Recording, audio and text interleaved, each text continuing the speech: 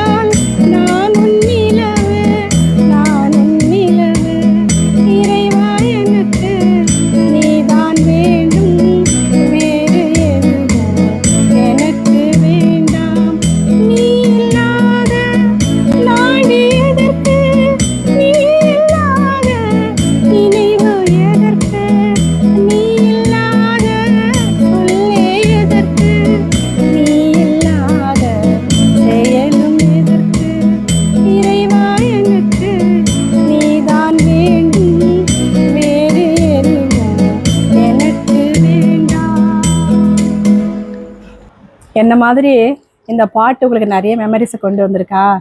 அப்படி இருந்தால் எனக்கு ஷேர் பண்ணுங்கள். அடுத்த வீடியோவில் பார்க்கலாமா?